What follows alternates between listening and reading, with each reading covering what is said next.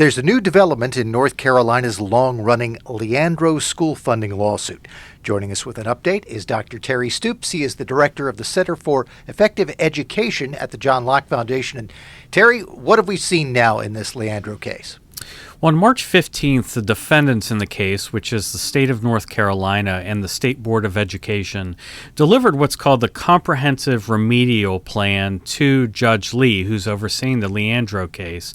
And this was a plan that was developed in consultation with the plaintiffs that lays out the steps that they argue the state needs to take in order to address the Leandro deficiencies. The opportunity for sound basic education is what we hear so often with Leandro. And so this is a plan that not only outlines the policy changes that need to occur, but the money that needs to be spent. The West Ed report, which was the consultant's report that forms the basis of much of the remedial plan that was submitted to the court, laid out a plan of $8 billion additional dollars for public education over 8 years. And this plan essentially has all of those elements in addition to a commission that was convened by the governor dealing with a sound basic education. So it blends those two plans together into a comprehensive plan, and now the ball is in Judge Lee's court. If the judge were to go forward with this, do we have a sense at this point of how much additional spending this would mean right away? You mentioned $8 billion over 8 years. What about the most immediate impact?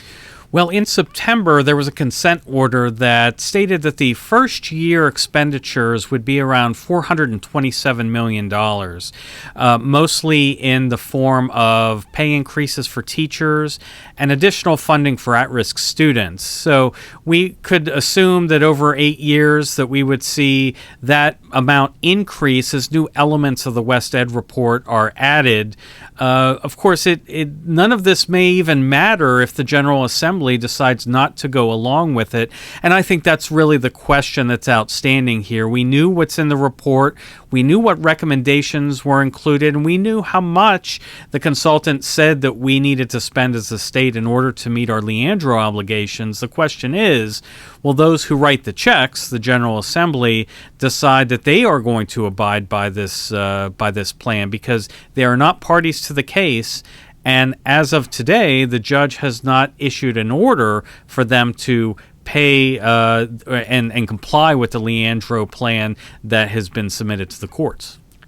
You just touched on what has been one of the key issues here, and that is the General Assembly is not a party to the case, even though the General Assembly has the responsibility of paying the bills. There has been some concern among some that Judge Lee might put forward an order that would say, General Assembly, you have to spend this money. Anything in these latest developments that gives us a clue as to what the judge would do on that front? Not really at this point, because rather than dealing with legal matters, the remedial report really deals with policy and fiscal matters. But there would be a crisis created if Judge Lee did decide that he was going to order the General Assembly to pay up, because the North Carolina Constitution is very clear that the power to tax and spend resides with the General Assembly, and there's a separation of powers between the General Assembly and the judiciary that would be breached if Judge Lee decided that he was going to order the General Assembly to spend this money. So it will be interesting to see how this plays out. In the past, the General Assembly has invited Judge Lee to come and talk about his plans for Leandro, his ideas about what the courts and the General Assembly should do and whether they should work together, but Judge Lee has declined.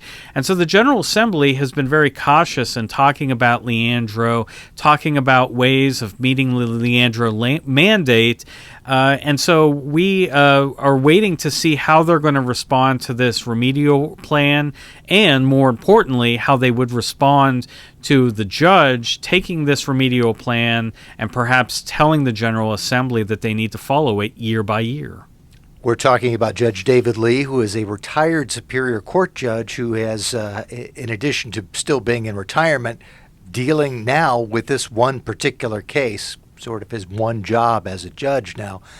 In his previous writings and rulings in this case, he has seemed to suggest that he realizes that he can't order the General Assembly and has talked to the other parties about trying to get the General Assembly involved. Does that give you a good sense of where the judge might come down on this, or are we still up in the air about how he might react? I think we're still up in the air because when the State Board of Education tried to have itself removed from the case, removed as a defendant in the case, he wrote a response that essentially said that if he is forced to write an order requiring the General Assembly to spend money, that he might very well do that. So it was sort of a shot across the bow for the General Assembly, stating that he would be willing to take that measure if he is pushed to that point. Now, I think everyone hopes that there would be something hashed out between the court and the General Assembly, that they would come to perhaps some agreement, but I don't think that that is going to happen. Definitely not going to happen between now and the next hearing. So Judge Lee is really the wild card in this case. He may go one way, which is to not compel the General Assembly, but simply to ask the plaintiffs and the defendants to work with the General Assembly to come to an agreement, or he may try to use the hammer of the court to pound the General Assembly into spending the money that everyone seems to think is flowing from Washington and from state coffers, and perhaps can be used for public education. So there is a perception, and there was a perception, that COVID-19 was making our fiscal situation kind of difficult. Now it looks like, with all of this federal and state money that's present, that the courts may say the money is there, let's spend it. Is the next step in this process now the judge reacting to the report?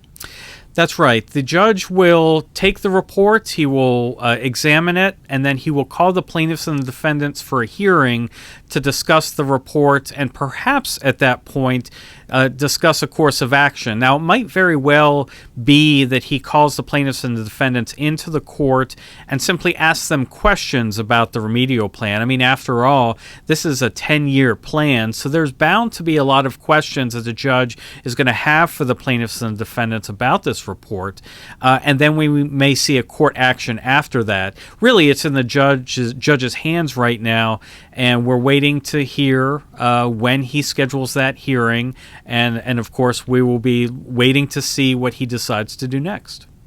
When the judge takes that step, we know one person who will be watching very closely is Dr. Terry Stoops. He is the director of the Center for Effective Education at the John Locke Foundation. Terry, thank you. Thank you.